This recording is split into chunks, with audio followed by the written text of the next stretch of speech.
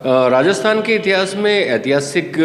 दिन कहा जाएगा कल का दिन, क्योंकि कल राजस्थान विधानसभा से माननीय मुख्यमंत्री जी ने प्रदेश के अंदर 19 नए जिले और 3 संभाग मुख्यालयों की घोषणा की। और निश्चित रूप से ये एक मास्टर स्ट्रोक कहा जाएगा और आने वाले समय में आने वाले विधानसभा चुनाव में इसका निश्चित रूप से राजस्थान में कांग्रेस पार्टी की सरकार रिपीट होगी और इसका फ़ायदा आने वाले समय में मिलेगा, क्योंकि ये मांगे बहुत ही समय से लंबित थी। कई वर्षों से पूरे प्रदेश के अंदर नए जिलों की मांगें उठ रही थी और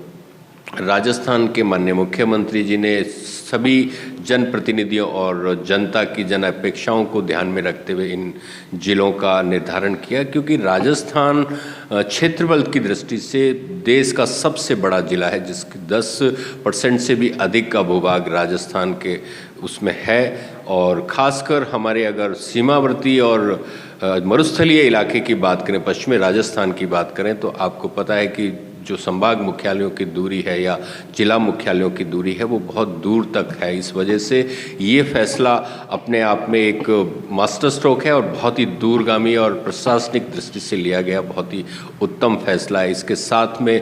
राजस्थान सरकार की जो तमाम फ्लैगशिप योजनाएं हैं उनका भी बहुत ज़बरदस्त जनता के अंदर है। आपको पता होगा कि आने वाले 30 मार्च को राजस्थान दिवस के अवसर पर चिरंजीवी स्वास्थ्य बीमा योजना, जो कि जिसका कि माननीय मुख्यमंत्री जी ने बजट वर्ष 2023-24 के लिए बीमा राशि को बढ़ाकर 10 लाख से बढ़ाकर 25 लाख किया, तो उस योजना की भी रीलॉन्चिंग है। और इसका असर मतलब चिरंजीवी स्वास्थ्य बीमा योजना की चर्चा न केवल देश के अंदर अपितु विदेशों में भी हो रही है कि एक आम आदमी को 25 लाख का बीमा कवर स्वास्थ्य के लिए दिया गया है। उसके असाध्य रोगों से संबंधित जो बीमारियां हैं उनसे भी उनको राहत मिल रही है, चाहे शिक्षा के क्षेत्र में हो, चाहे सामाजिक सुरक्षा पेंशन की बात हो, और चाहे 500 रुपये में गैस सिलेंडर देने की बात हो, चाहे 100 यूनिट फ्री बिजली देने की बात हो, चाहे किसानों को 2000 यूनिट फ्री बिजली देने की बात हो। तो तमाम फैसले हैं जिनके अंदर ओपीएस की बात हो। ओपीएस के ऊपर माननीय मुख्यमंत्री जी ने विधानसभा में बोलते हुए कहा कि हम लोगों के साथ भेदभाव नहीं कर सकते। पेंशन और सामाजिक सुरक्षा इस वक्त की सबसे बड़ी ज़रूरत है। और उन्होंने यहाँ तक कहा कि जिस तरीके से केंद्र सरकार राज्यों का जो हिस्सा है, उन्होंने कहा कि विगत 5 वर्षों में राजस्थान सरकार का केंद्र की सरकार ने करीबन 76,000 करोड़ की कटौती की है उसके हिस्सेदारी में। तो निश्चित रूप से आप देखिए कि 76,000 करोड़ रुपए का बहुत बड़ा अमाउंट होता है और राजस्थान सरकार ने बेहतरीन वित्तीय प्रबंधन, चाहे कैपिटल आउटले की बात हो, चाहे बजट एलोकेशन की बात हो, चाहे वित्तीय स्वीकृतियां जारी करने की बात हो। और मुझे बताते हुए बड़ी खुशी है कि बजट वर्ष 2023-24 के अंदर भी जो 1018 घोषणाएं की गई उसमें से भी 250 को स्वीकृतियां जारी की जा चुकी है। बजट पेश करने के बाद में माननीय मुख्यमंत्री जी ने तमाम विभागों के एसीएस और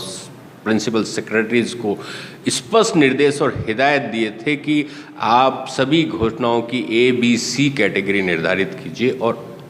जो भी प्राथमिकता के आधार पर उनका क्रियान्वयन किया जाए और समय का अभाव में इन घोषणाओं की या इन योजनाओं को हम अमली जामा ना पहना पाए, तो ऐसा किसी भी सूरत में बर्दाश्त नहीं किया जाएगा। तो माननीय मुख्यमंत्री लगातार अपनी सरकार की फ्लैगशिप योजनाएं, तो आम जन को, जैसे कि हमारे बजट की इस बार की थीम लाइन भी थी कि बचत, बढ़त और राहत। तो आप सोचिए, बचत भी है, राहत भी है और बढ़त भी है। राजस्थान जिस तरीके से जीडीपी के अंदर देश के अंदर नंबर 2 पे और इसी वित्त वर्ष में हम देश के अंदर नंबर 1 पर आ जाएंगे। तो ये तमाम बातें हैं। सामाजिक सुरक्षा की बात हो,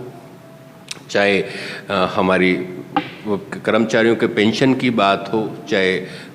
महंगाई को नियंत्रण, अन्नपूर्णा खाद्य सुरक्षा के नाम पर हम बिल्कुल गरीब परिवारों को मुफ्त में फूड पैकेट्स की भी हमने इसी बजट में घोषणाएं की है। और तमाम स्कूल, कॉलेजेस, यूनिवर्सिटीज़, अस्पताल,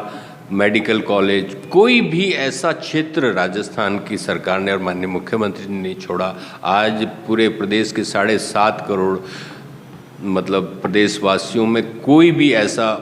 व्यक्ति नहीं है या महिला नहीं है या बुज़ुर्ग नहीं है या बच्चा नहीं है जो सरकार की योजनाओं से लाभान्वित नहीं है। चाहे स्कूल के अंदर बच्चों को दूध फ्री, खाना फ्री,